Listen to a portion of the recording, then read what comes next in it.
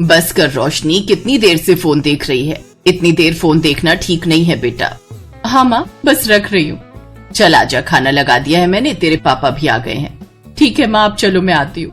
अपनी बेटी रोशनी की बात सुनकर कादम्बनी वहाँ से चली जाती है, लेकिन मोबाइल चलाने में ही मस्त रहती है। ऐसे ही 15 मिनट और गुजर जाते हैं और रोशनी भूल जाती है कि उसकी माँ कादम्बनी उसे खाने के लिए बुलाने आई थी। तभी कादम्बनी एक बार फिर से रोशनी के कमरे में आती है। ये क्या है रोशनी, तुमने कहा था कि तुम आ रही हो। चलो अब खाना भी ठंडा होने लगा है, इससे पहले कि तुम्हारे पापा गुस्सा करे, जल्दी चलो। ओ सॉरी माँ, मैं तो भूल ही गई थी। चलो चलो। इस मोबाइल को अपने साथ कहाँ ला रही हो? इसे यहीं रख दो। चल तो रही हूँ ना आपके साथ, क्या पता कोई जरूरी कॉल आ जाए तो फिर खाने के बीच में से उठना पड़ेगा। उफ, क्या करूँ मैं इस लड़की का। ये कहकर कादम्बनी जैसे ही रोशनी के कमरे से बाहर निकली तो पीछे से रोशनी ने बड़े प्यार से उसके दोनों कंधों पर अपने हाथ रख लिए और फिर, बस करो, ऐसे लाड दिखाने से कुछ नहीं होगा। ये बुरी आदत है, समझी? तुम्हें फोन की चिंता है पर अपनी माँ की चिंता नहीं है। कैसी बात कर दी माँ, आपके लिए तो ऐसे 100 फोन कुर्बान। अच्छा, अगर ऐसी बात है तो देख ही लेते हैं। 100 फोन तो दूर की बात, तुम एक फोन भी ये थोड़ी देर के लिए छोड़कर दिखाओ। चलो छोड़कर इसे अपने कमरे में। माँ अब भी ना टांग खिंचाई तो कोई आपसे सीखे, कसम से। इसके बाद वो दोनों खाने की टेबल पर पहुंचे, जहाँ पहले से ही रोशनी के पिता उन दोनों का इंतजार कर रहे थे। तीनों एक साथ खाना खाने लगे। तभी अचानक रोशनी के फोन में किसी मैसेज का नोटिफिकेशन आया। उस नोटिफिकेशन की आवाज सुनते ही रोशनी ने झट से फोन उठाया और मैसेज चेक करने लगी। हो गया, टूट गया प्रण महारानी का। प्रण? कौन सा प्रण माँ? लो, अब इन्हें ये भी याद नहीं कि बस थोड़ी देर पहले ये महारानी अपनी माँ पर 100 फोन कुर्बान करने चली थी और मैसेज की 1 घंटी से मैडम का मूड बदल गया। कादम्बनी की बात सुनकर रोशनी और उसके पिता भी हंसने लगे। रोशनी वैसे तो बहुत अच्छी लड़की थी, बस ज्यादा फोन चलाने की आदत उसकी दुश्मन बनी हुई थी। और सबसे बड़ी दिक्कत ये थी कि वो खुद फोन की लत से बाहर निकलने के बारे में सोचती ही नहीं थी। ऐसे ही वक्त गुजरता गया और फिर एक दिन रोशनी की शादी हो गई। रोशनी को विदा करते वक्त उसकी माँ ने उसे समझाते हुए कहा, देख रोशनी, अब तेरा ससुराल ही तेरे लिए सब कुछ है। अपनी सास की अच्छे से सेवा करना, उनका कहा हमेशा मानना, ठीक है? जी माँ। और सुन, ये मोबाइल की लत छोड़ दे बेटी। ये मायका था, लेकिन ससुराल में तुम्हारी ये आदत कहीं तुम पर भारी न पड़ जाए। मैं ख्याल रखूंगी और आप भी अपना ख्याल रखना। रोशनी की शादी जिस लड़के के साथ हुई थी वो एक इवेंट कंपनी में काम करता था और अक्सर काम के सिलसिले में घर से बाहर ही रहता था। ससुराल में बस उसकी सास माधुरी ही उसके साथ रहती थी। शादी के बाद एक दिन जब माधुरी और रोशनी रसोई में काम कर रहे थे, तुम्हारे आने से मेरा अकेलापन दूर हो गया रोशनी। ऐसा क्यों कह रही है माँ जी? सागर के पापा तो बहुत पहले ही भगवान को प्यारे हो गए थे। फिर सागर बड़ा हुआ तो उसने भी पता नहीं कौन सी कंपनी पकड़ ली। हफ्ते में 6 दिन तो वो बाहर ही रहता है, कभी इस शहर तो कभी उस शहर। जब उसने काम करना शुरू किया तब से तो मैं बिल्कुल अकेली ही पड़ गई थी इस बड़े से घर में। ना कोई हाल पूछने वाला और ना ही कोई बात करने वाला।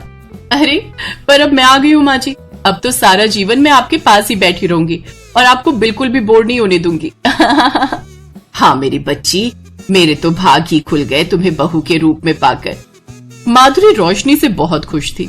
रोशनी हर वक्त माधुरी के पास ही रहती और उसकी सेवा करती। माधुरी तो बहुत खुश थी, लेकिन रोशनी, उसे तो हर वक्त अपने मोबाइल की याद सताती थी। आदर्श बहू बनने के चक्कर में उसने कुछ दिन तो मोबाइल से दूरी बनाए रखी, पर धीरे धीरे उसका मन मचलने लगा। और फिर एक दिन, अरे कहाँ हो रोशनी, कितनी देर से कमरे में ही बैठी हो? आओ छत पर चलते हैं, बढ़िया धूप खिली है आज। अब नहीं माँ जी, वो मेरे पैरों में थोड़ा दर्द है, आप जाइए, मैं कल चलूंगी। अच्छा कोई बात नहीं, मैं होकर आती हूँ। बस यहीं से रोशनी की मोबाइल की लत एक बार फिर जोर पकड़ने लगी। अब तो रोशनी घंटों घंटों फोन पकड़े रहती। सारा टाइम वो रील्स देखती और सोशल मीडिया अकाउंट्स में कुछ न कुछ करती रहती। रोशनी का ये बदला हुआ रूप देखकर अब माधुरी को भी बुरा लगने लगा था। रोशनी, आज खाना बनाने का मूड नहीं है क्या बेटा? सागर बस आता ही होगा और अभी तक तुमने ना तो सब्जी काटी है और ना ही आटा गूंदा है। अब हाँ माँ जी, अभी करती हूँ, बस 5 मिनट। आधे घंटे पहले भी तुमने यही कहा था। अब छोड़ भी दो इस मोबाइल को। जी छोड़ रही हूँ। ओह शिट, बैटरी कम है, चार्ज पर लगाना पड़ेगा इसे वैसे भी। अब सारा दिन उसका खून पीती रहोगी तो बेचारा कभी तो बोलेगा ना। इस बार माधुरी की आवाज में गुस्सा था, पर इस बात से रोशनी को कोई खास फर्क नहीं पड़ा। उस दिन रोशनी ने मोबाइल के चक्कर में बहुत जल्दी जल्दी खाना बनाया, जो बिल्कुल भी अच्छा नहीं बना। लेकिन सागर ने रोशनी से कुछ नहीं कहा और फिर ठीक है मैं अब चलता हूँ। रोशनी। Okay bye. सागर ने बुझे मन से रोशनी की तरफ देखा और फिर अपना बैग उठाकर वहां से चला गया। और फिर रोशनी फोन छोड़ो, देखो सागर चला गया। उन्हें तो जाना ही था, उनकी ट्रेन का टाइम हो गया था ना। तुम्हें हो क्या गया है? अरे पति पूरे हफ्ते के लिए जा रहा है और तुम हो कि उसे विदा करने की बजाय इस फोन में घुसी हुई हो। हाँ, अरे वो आ जाएंगे अगले हफ्ते माँ जी, आप खाना खाओ ना। माधुरी समझ गई थी कि अब रोशनी वो पहले वाली रोशनी नहीं रह गई थी। उसकी फोन देखने की लत से अब तो सागर भी उससे गुस्सा रहने लगा। फिर उसी शाम, रोशनी बेटा मेरे लिए एक कप चाय बना दो, सिर में बहुत तेज दर्द है। हाँ माँ जी, बस अभी बनाती हूँ। इतना कहकर रोशनी रसोई में गई। उसने एक बर्तन में थोड़ा पानी लिया और उसे गैस पर रख दिया। उसने गैस का नॉब ऑन किया। इस दौरान उसकी निगाहें मोबाइल से चिपकी हुई थी। वो तो बर्तन की तरफ देख भी नहीं रही थी। थोड़ी देर बाद उसने बर्तन में चीनी और चाय पत्ती डाल दी और फिर दूध भी डाल दिया। लेकिन उसे इस बात का होश ही नहीं था कि उसने गैस का नॉब तो ऑन कर दिया पर गैस जलाई ही नहीं। काफी देर तक वो वहीं खड़ी रील्स देखती रही और फिर उसने अपनी सास को आवाज लगाकर कहा, अब माँ जी मैं जरा वॉशरूम जा रही हूँ, मैंने चाय चढ़ा दी, आप जरा देख लेना प्लीज। इतना कहकर रोशनी वहां से चली गई। बेचारी माधुरी अपना सिर पकड़े रसोई में आई तो उसने देखा कि गैस पर चाय का बर्तन तो है पर गैस नहीं जल रही। हालांकि गैस का नॉब ऑन है। इस पर उसका भी ध्यान नहीं गया। उसे लगा कि मोबाइल के चक्कर में रोशनी गैस चालू करना ही भूल गई। सिरदर्द और जुकाम की वजह से उसे गैस की गंध भी नहीं आई। और फिर जैसे ही उसने गैस जलाने के लिए लाइटर जलाया तो रसोई में एक जोरदार धमाका हुआ और माधुरी उड़कर सीधे बरामदे में आ गिरी। वो खून से लथपथ थी। आवाज सुनकर रोशनी भागी भागी आई। माँ जी ये क्या हो गया? ये कैसे हो गया माँ जी? आंखें खोलिए माँ जी। रोशनी किसी तरह माधुरी को लेकर अस्पताल पहुंची, जहां डॉक्टर ने बड़ी मुश्किल से माधुरी की जान बचाई। अगले दिन सागर भी सारा काम धाम छोड़कर वापस आ गया और अपनी माँ का हाथ पकड़कर रोने लगा। माँ ये क्या हो गया? ये सब मेरी गलती है, मैं आपको छोड़कर कभी नहीं जाऊंगा माँ। अरे रो मत पगले, मैं ठीक हूँ। वो पता नहीं कैसे पर मैं रसोई गैस ऑन करना भूल गई थी। अब देखना मेरी ही गलती मुझ पर कितनी भारी पड़ गई। ये सुनकर रोशनी हैरान रह गई। उसकी सारी गलती माधुरी ने अपने सिर पर ले ली थी। ये देखकर उसे बहुत शर्मिंदगी हुई। उसने अपना मोबाइल उसी वक्त जमीन पर जोर से पटक दिया और माधुरी के पैर पकड़कर रोने लगी। अरे फोन क्यों तोड़ दिया रोशनी? फोन की गलती थोड़े ही थी।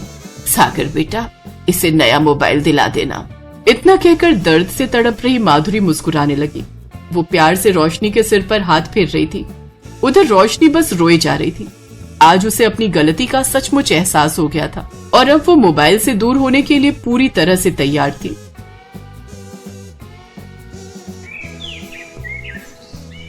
रोमा कमरे में जाकर तैयार हो रही थी। आखिर आज उसके अमीर मायके से उसका भाई जो आने वाला था। वो पहले ही बाजार से pizza, French fries, hot dog, burger और जूस उसके लिए मंगवा लेती है। कुछ देर बाद रोमा का भाई अखिलेश रोमा के घर आता है। रोमा सीधा उसे अपने कमरे में ले जाती है। ले भाई, ये सब मैंने तेरे लिए ऑर्डर किया है, अब जल्दी से खा ले नहीं तो ठंडा हो जाएगा। Oh thank you so much sister. वैसे मैं तुम्हारे बर्थडे पर आउट ऑफ इंडिया था, इसलिए तब नहीं आ पाया। इसलिए तुम्हारा बर्थडे गिफ्ट मैं आज लेकर आया हूँ। अखिलेश रोमा के हाथ में गिफ्ट देता है। Oh my God, iPhone. Thank you so much भाई, I love you so much. Most welcome my sister. वैसे मैंने इसमें सभी एप्स डाउनलोड कर दिए हैं, साथ ही स्विगी, जोमेटो सब इंस्टॉल कर दिया है। कुछ देर बातें करने के बाद अखिलेश वहाँ से चला जाता है। रोमा एक अमीर घर की लड़की थी जिसकी शादी मिडिल क्लास फैमिली में हुई थी। उसका पति नैतिक और वो एक ही कॉलेज में पढ़ते थे और वहीं दोनों को एक दूसरे से प्यार हुआ और उन्होंने शादी कर ली। लेकिन जहाँ रोमा अमीर घर से थी तो वहीं उसकी जेठानी सुमन एक गरीब घर से थी।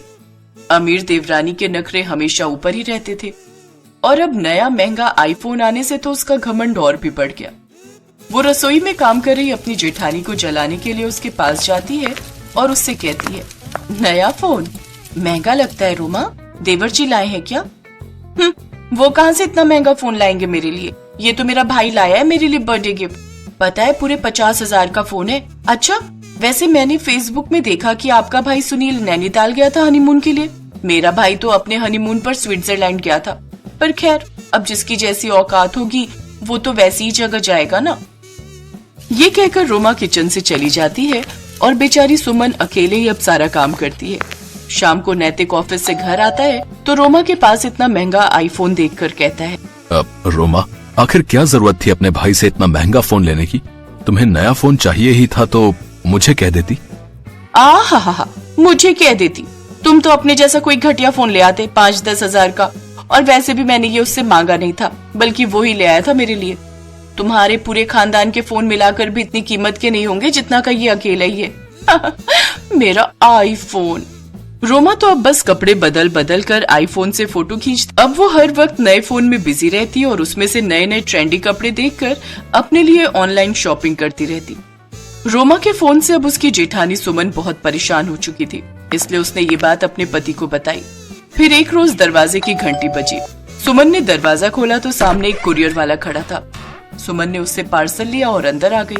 फिर अपने कमरे में गई और कुछ देर बाद हाथ में फोन लेकर बाहर आई। हाँ, यहाँ से फोटो खींचती हूँ। रोमा सुमन के हाथ में आईफोन देखती है तो हैरान रह जाती है। भाभी, आपने आईफोन लिया है क्या? हाँ, वो क्या है ना, तेरे जेठ जी ने ऑर्डर कर दिया। मैंने तो उन्हें बहुत मना किया, लेकिन उन्होंने कहा कि नहीं, जब इस घर की छोटी बहू के पास आईफोन है तो तुम्हारे पास भी तो होना चाहिए ना। इसलिए उन्होंने इसकी महीने की किश्त बनवा ली और ये मेरे लिए ले लिया। वैसे मेरे फोन का रंग तुम्हारे फोन से ज्यादा अच्छा है ना? जिस जेठानी को रोमा सारा दिन अपना आईफोन दिखाकर चिढ़ाती थी, उसे नीचा दिखाती थी, आज वही जेठानी रोमा को अपने फोन से चिढ़ा रही थी। फिर सुमन अपने कमरे में चली जाती है। अब तो वो भी हर वक्त अपना आईफोन लेकर घूमती रहती और घर का काम जैसे का तैसा पड़ा रहता। भाभी ये क्या है? अभी तक खाना क्यों नहीं बना? मुझे बहुत भूख लगी है। वो क्या है ना देवरानी जी, अभी मुझे अपने फोन के फीचर्स समझने हैं, तो मेरे पास टाइम नहीं है। इसलिए ऐसा करो, तुम ही खाना बना लो हम सबके लिए। क्या? मैं? हाँ, वो ठीक ही तो कह रही है। उस दिन रोमा को ही सारे घर का काम करना पड़ता है और सुमन अपने कमरे में फोन देखती रहती है। लेकिन एक ही दिन में वो बुरी तरह थक जाती है और फिर गुस्से में खुद से कहती है, इस जेठानी के फोन ने मुझे नौकरानी बनाकर रख दिया है। ऐसा ही हाल रहा तो मैं तो काम वाली बाई बनकर रह जाऊंगी। नहीं, मुझे कुछ सोचना होगा। आइडिया। रोमा उस फोन को चुराने का प्लान बना लेती है। वो रात को चुपके से सुमन के कमरे में जाती है और उसके सिरहाने रखे आईफोन को उठाती है तो उसे देखकर हैरान रह जाती है। ये क्या? ये तो सिर्फ आईफोन का कवर है। हाँ, तो इन्होंने कब आईफोन मंगवाया था? वो तो बस आईफोन का कवर ही मंगवाया था। तभी लाइट ऑन हो जाती है और सभी घर वाले उसका खूब मजाक उड़ाते हैं। रोमा शर्मिंदा हो जाती है। तो आपने मुझसे झूठ क्यों कहा?